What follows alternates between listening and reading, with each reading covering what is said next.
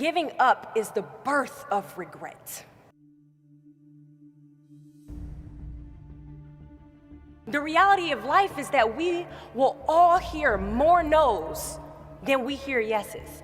In the summer of 2009, I was 19 years old, working a summer position at Target between my freshman and sophomore year at undergraduate school. I was working in the women's clothing department, and I noticed a lady staring at me from across the aisle.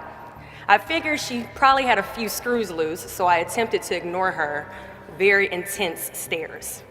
She eventually manages to make her way a little bit closer and closer to me where I was working until she eventually walks up to me and says hello.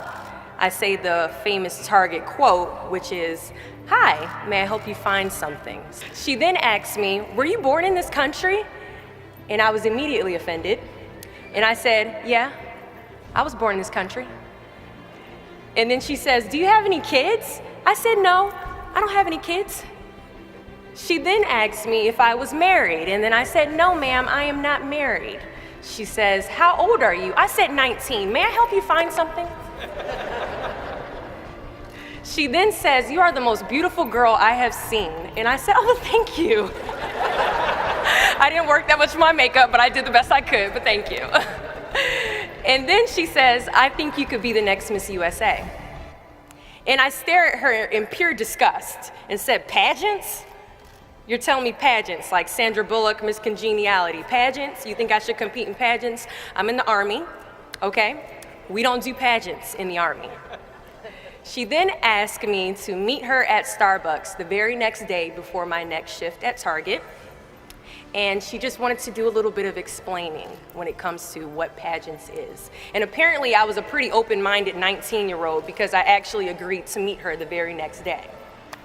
The next day, she brought this foot-tall stack of pageant books and proceeds to convince me to enter into a state pageant 3 months later. For those who do not know, when it comes to Miss USA, you have to win your state first, okay? So 3 months later, I compete in my first pageant, and I lose. I go back the second year, compete in the state pageant, I lose. Go back the third year, compete in the state pageant, and lose. Go back the fourth year, compete in the same pageant, and lose. I go back the fifth year, y'all, compete in the state pageant and lose. But guess what? I go back the sixth year, guess what happens? I lose. I called her on the phone and said, "You told me I could be the next Miss USA." And she says, "Deshauna, keep working, don't quit, keep going back." And in June of 2015, she passes away from leukemia. 6 months later, in December 2015, I win Miss District of Columbia, USA. And 6 months after that, in June of 2016, I become the first soldier to win Miss USA. Giving up is the birth of regret.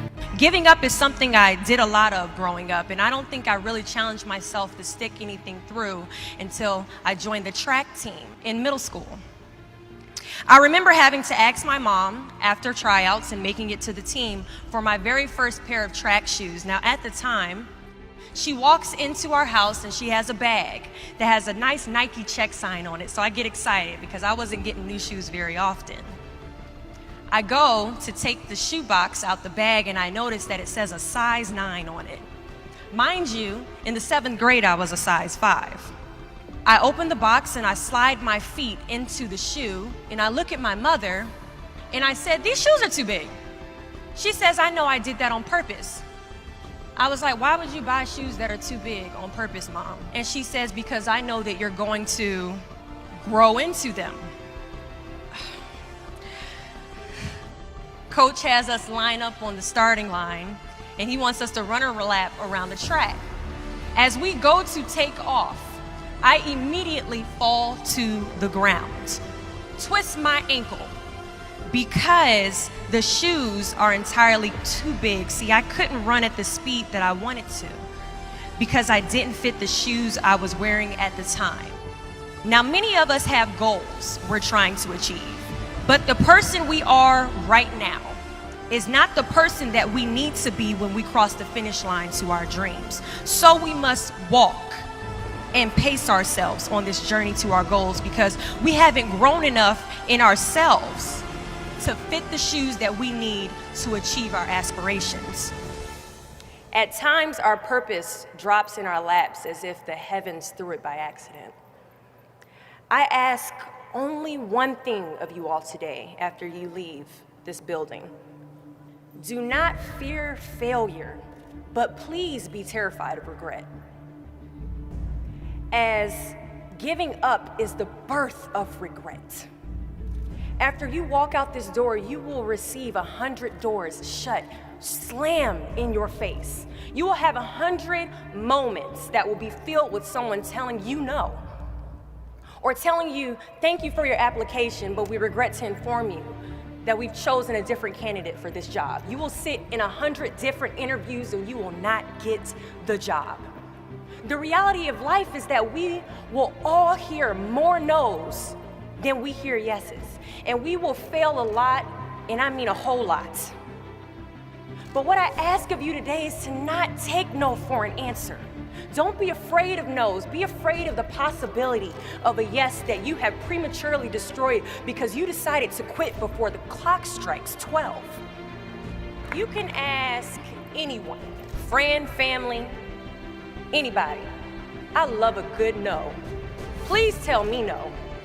Telling me no is like adding fuel to a fire that is now set ablaze because of your single no. I love additional reasons to work harder. Please give me a reason.